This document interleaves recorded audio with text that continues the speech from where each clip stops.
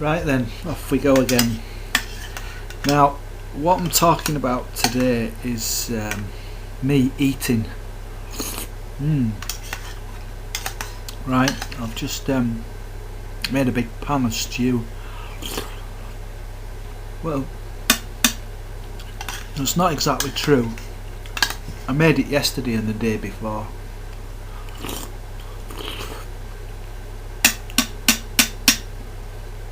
And I have it ready all the time, you know, I just keep adding things to it, like broccoli or cabbage. Well, not cabbage. Yeah, cabbage. And what I do is I don't really perform songs. I do, but that's not funny. Writing songs is not as funny as watching somebody actually trying to compose a song. That's much more interesting and much funnier and more tragic, you know, more sadder. You know, it's sadder because, you know, they're writing a song, they might be crying their eyes out when they write it. But with a lot of them, they don't mean it. It's just shit, you know. It's just they make a song up and it's not true. It's not a true love story. It's not a true story about anything. It's just shit.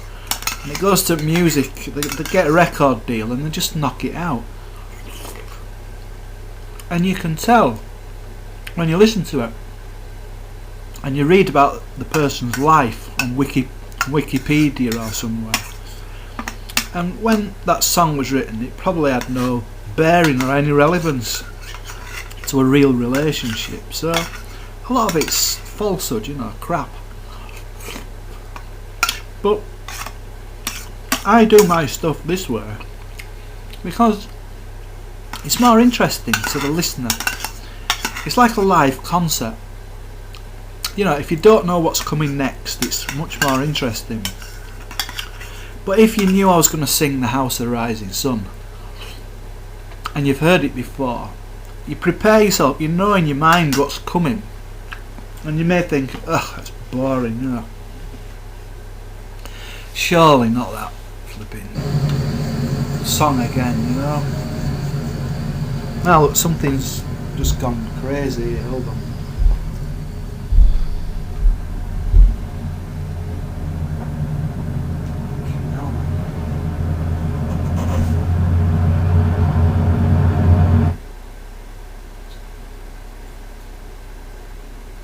Yeah, right. What's happened is it just went on to autoplay, you know, on YouTube.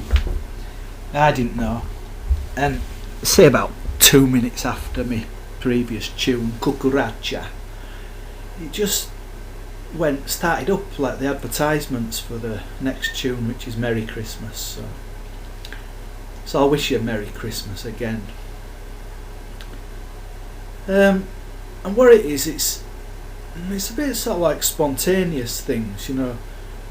The problem with television and radio and everything is they're not really spontaneous. Sometimes they are, but most of it's sort of planned out and scripted, and then they produce it and you watch it. And don't get me wrong, it has all the excitement and it's a great film and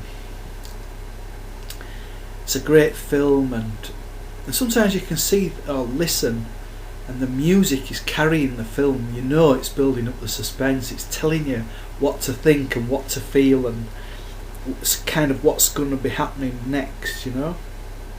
And so what they do is they lead you a merry dance, don't they, until it comes to the conclusion, which is to keep your attention, you know. And you sit there, you know, with your popcorn and your Coca-Cola and your hot dogs with onions watching it. And then you get all the critics, don't you, saying, oh, I thought it was a great film. Oh, I thought it was a symbolic, surreal, neo-classical, neo-modern film with undercurrents of Louis Buñuel and you know, all that stuff. And then another one's really basically wanting to say, I thought it was shit, you know. Now, why do you think the person is wanting to say they think it's shit? The reason why they want to say it's shit, but they can't because they're on television and they've got to be politically correct and they're not allowed to really say I thought it was shit, is because in a sense the person wants to be the hero in the film. You know, the person wants to be the main actor or actress and wants that film to follow their life so that they are the lead actress or the lead singer or the main character, and they kind of want things to happen the way they'd like to see things happen in life. Only life isn't like that, is it? So we don't really do that. But when I'm doing this, that's what I am. I'm the director and I'm the fucking main character. I'm the hero. So right now what I do is I continue with my little story about cowboys, because I was in the kitchen and I thought, well, I'll continue talking about cowboys, and I'll say, well, I've just been to the chuck wagon. You know, over there's like a chuck wagon, and the chuck wagon is where they cook the food, isn't it, in these cowboy films. And if you remember, like Wagon Train and all, you see, it's very American, because I was kind of brought up on American stuff, and it's all good stuff because, you know, ultimately there's a hero and there's a villain, you know, and it's usually sheriff is the hero, and the sons of bitches out there, the criminals, the sheriff's going to get them, you know. They've got to let the sheriff win. Anyway, but then like later on it's not so clear, is it? It's like we don't know, like in the Matrix or something, we don't know what's going on, because it's like the government is now the villain and they're running their secret agents and they're doing stuff and they're fucking murdering people. So you need people like me, real heroes, who come out and fucking stop them, because this frightens them, because then they know that you're trying to indict somebody for murder who works for the government. Then they get scared, then they have to come and murder you, which is fine by me, because then people know why was he murdered, because he was taking the government on. So this is why people get shot and disappear and, you know, lose their jobs and all that. But we kind of don't need that, because it's not really entertainment and it's not really comical for me to say all this. It's more comical when you actually just start playing something and play it quite badly, when you're kind of not trying to make a perfect production, or deleting all the ones that are not perfect until you've got the right video with the right thing, with the right shoots, the right colours, the right people, the right sound, everything. And that's why a lot of these bands, when they get record deals or they go on TV and stuff, they're not very happy sometimes about the way it's been produced, because then they have to work with other people, and really they're not working with other people, they're working just with their little group, you know. Now for some reason I'm thinking of the Killers, you know, that American band, and I love their videos, you know, the one they're all on that carousel going round, it's just out of this world, isn't it? I mean, now that's something, some people might not like it, but I just thought it was amazing, you know, and they're all wearing masks and stuff, but it's kind of a piece of amazing film, as good as Fellini or any of them, you know. And so when you're doing stuff like this, that's what you're doing, you're making a film, you're trying to interest people. But you can only interest people insofar as you interest yourself, you know, like today. I don't really feel like doing this recording, because I've got headache, eye ache, chest ache, I'm stiff as a board.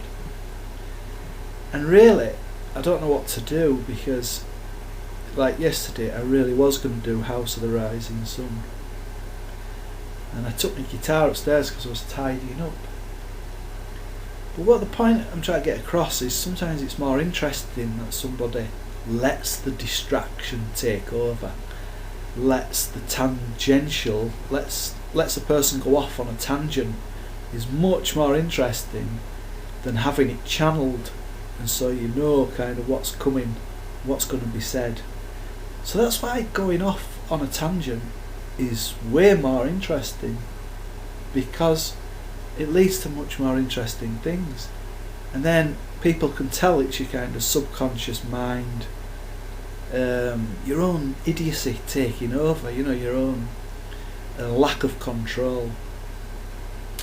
And that's what music making is about, in a sense. You're not always wanting to just do all the words perfectly. You're just trying to capture a certain feeling of a song, and that's enough. Because when people think back to songs, okay, let's say like Whitney Houston, you only really remember well, I will always love you, right? And that's what everybody remembers. They don't kind of remember the first bit, if I leave, or the introductory parts. They remember the climax, the crescendo. So I'm kind of aware of that. I don't really go in for doing a whole song. Sometimes I will, because it's really important to practice and do a cover version properly. If you can isolate the melody. For example, I was trying to do Soul Love by David Bowie. It's impossible to do, in a sense. I can do it, but it's sort of impossible because it's got a counter melody running alongside with it. So it's got something going do do do do do do do do do do do do do bum bum bum bum bum. That means his drummer and his bass player are doing a melody, and then when Bowie starts to play his guitar, or Mick Ronson, they play a kind of counter melody. They're playing another melody. So it's not really a song for one person to do, because it's kind of quite difficult. So you could do da da da da da and all that, but you kind of need other people to do a part, play their part in the collaboration, if you want to call it collaboration. Now, I've got my electric guitar here, but I'm not plugging it in. Right? And Soul Love, it sort of goes like this.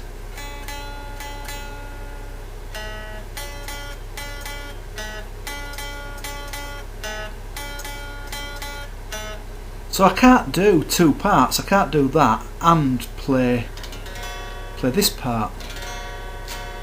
So love, she kneels before the grave, a brave son who gave his life to save us from the slow guns that hover between the headstone and her eyes. La la la la la. Right? Now, the reason why I'm stopping is because I'm not playing it. I can't be bothered.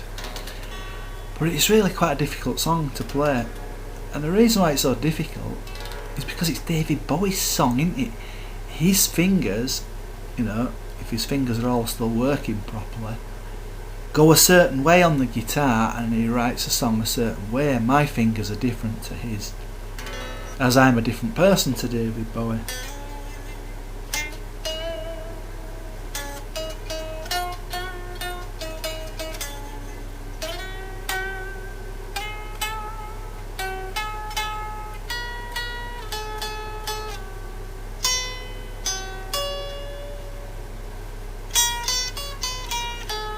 And in fact, that little run there, I have my own sort of crazy wrong way of playing this song, and it's as if something in me memory keeps doing it wrong. So there's no point doing it, because you're always going to have to change your discipline. You're always going to have to change how you approach this song, right?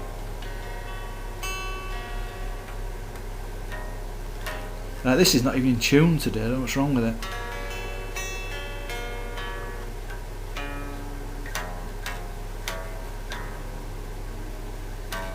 Look.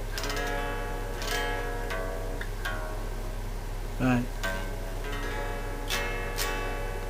So love. I don't even need to sing anymore, do I? Because you know kind of what it's about. It's got this beautiful melody.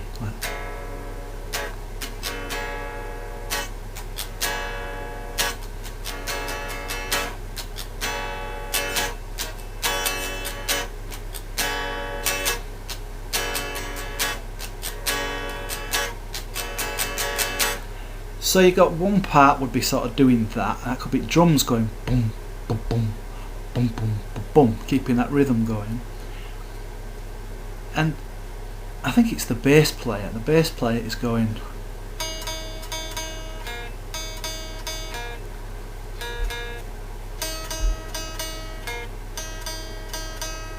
So when you come to actually study the song, you realise you've got like quite a few things to bear in mind with this song. But what happens when a solo guitarist comes along to do like a version like this, right? They just play it their own way, learn all the chords as best as they can, and all the words. And I keep forgetting the words, so.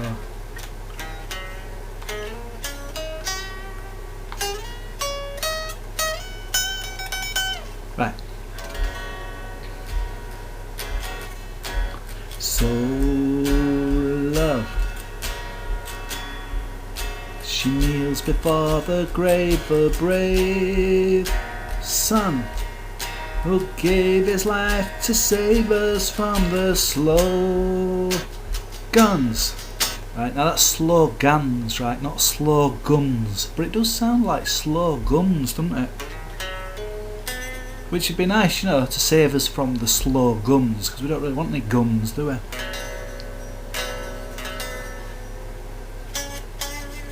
Say like America, they should just ban guns altogether, you know, fuck it out of the Constitution, you know, it's not likely they're going to call up all the civilian population, you know, to fight some enemy, because I don't see any enemy, to be honest. It's too far to go. They've got to go right across the sea, they've got to get on aeroplanes, you know, and you know, it's ridiculous. So it should be gone. No more guns. You try and tell that to Republicans. Right, so off we go again.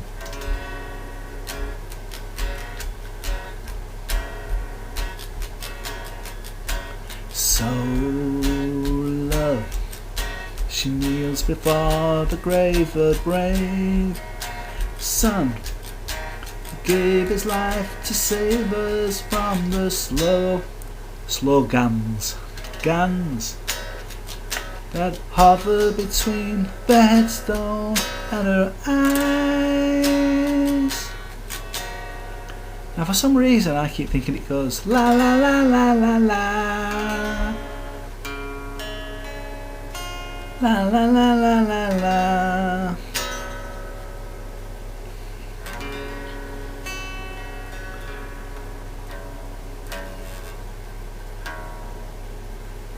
La la la la la la la la la la la.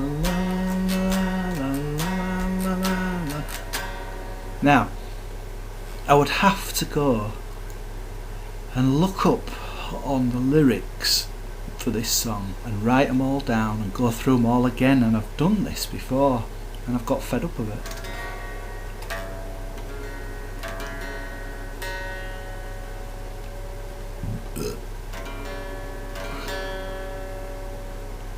Oh, it's such a great song.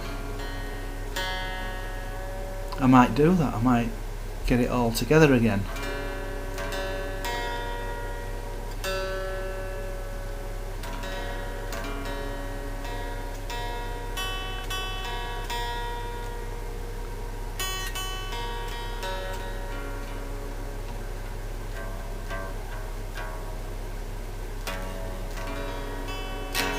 Anyway, so the thing that really needs to be said next is Bowie says how his God on high is all love. So when he's singing that, and how my God on high is all love. La la la la la la la la.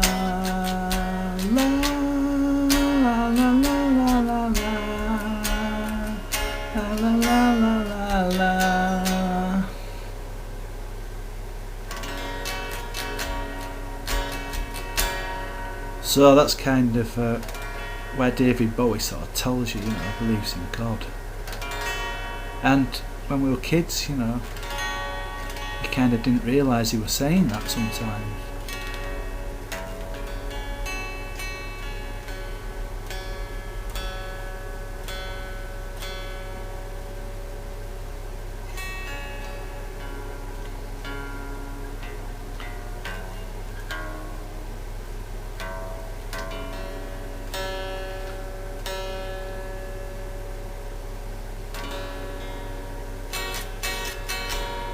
La la la la la la la la la la la la la la. La la la la la la la la la la. La la la la la la la la la.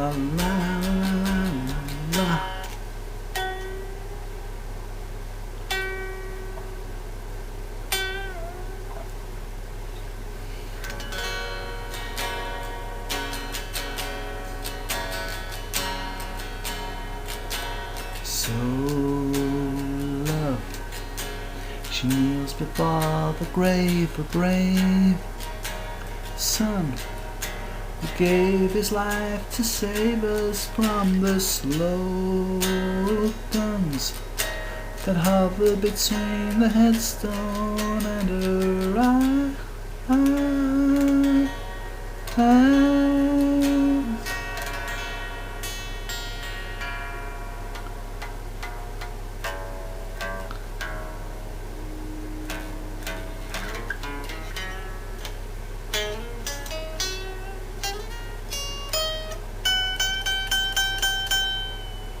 Right. New love. A boy and girl are talking you. Whoa. A boy and girl are talking you words.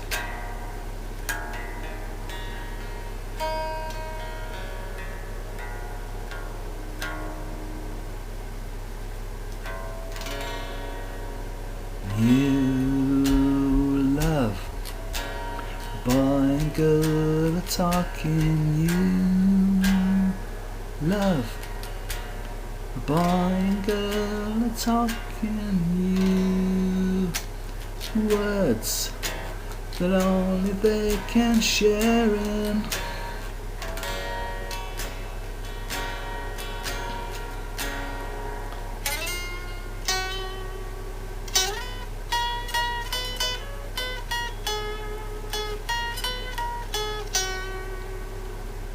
Love is callous in its choosing, reaching out across a baby.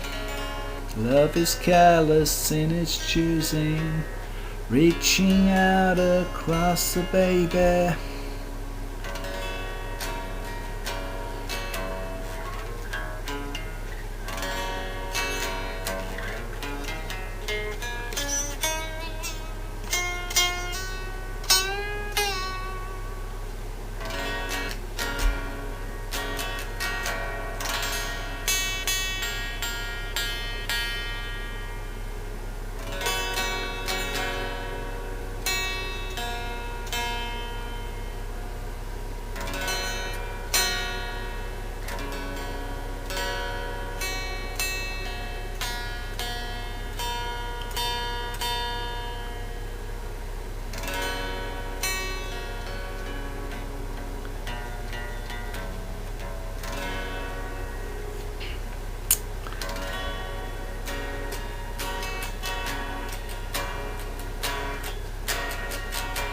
So love.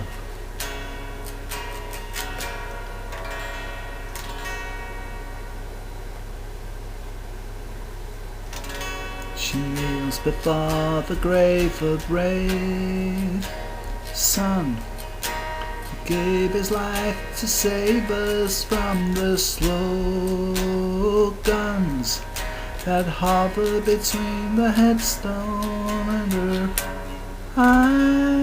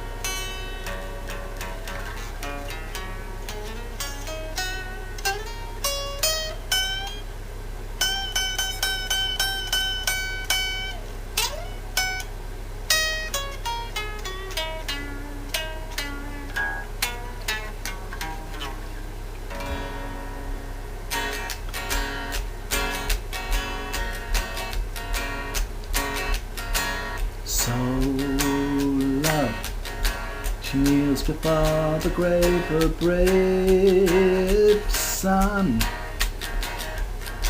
He gave his life to save us from the slow guns that hover between the headstone and her eyes. La la la la la la la la la la la.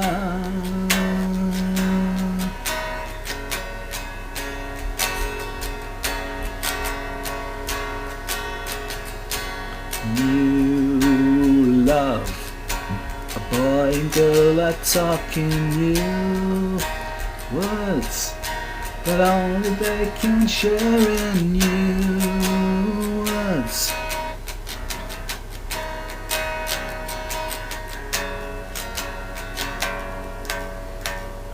See, I've forgotten it.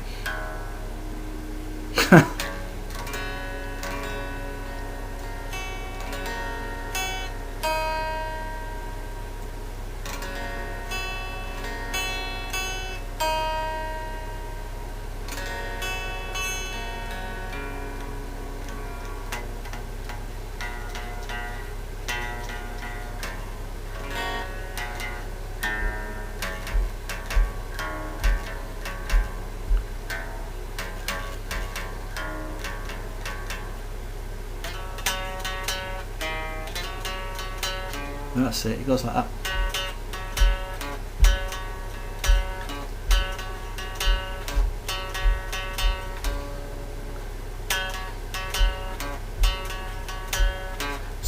So it's impossible to sing to that and play, you know.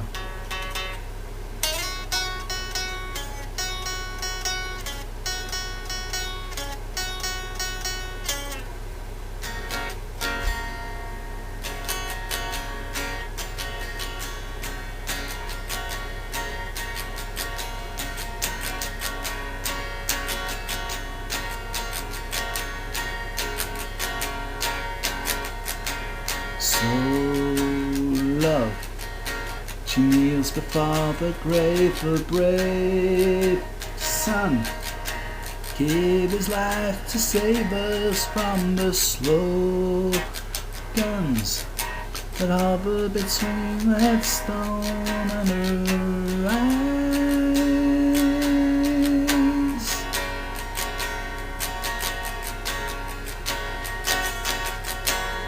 New love, a boy and girl are talking new words that only they can share in new words.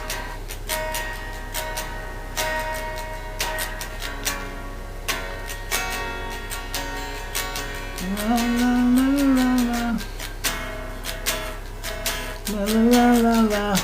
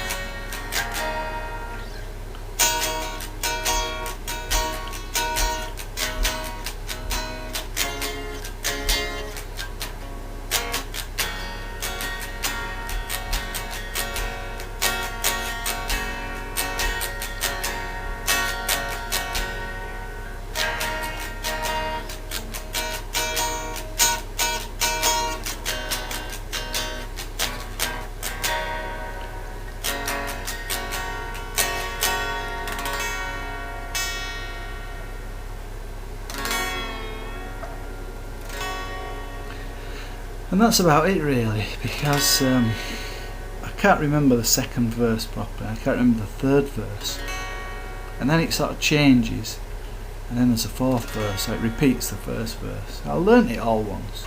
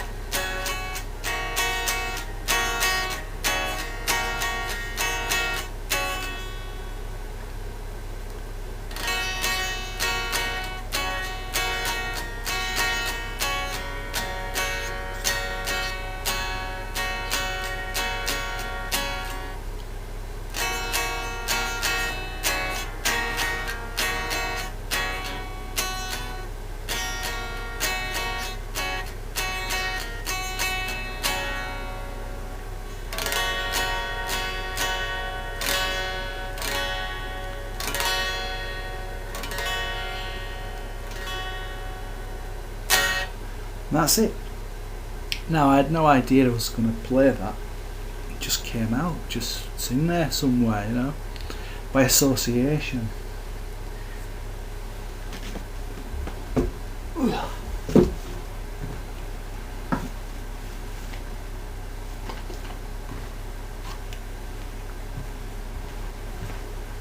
And the lesson of the story is rehearse things properly. You know, I'm talking to myself. You have to really like work it out, but you have to work it out so thoroughly for so long. And even then, it's only today that I've figured out how to do that kind of counter melody, that other little melody that goes with it. You know, the da dum da da tum tum tum tum tum tum tum. That. Well, that's about it, because I'm a bit tired and I've got to go for a pee, so that's it.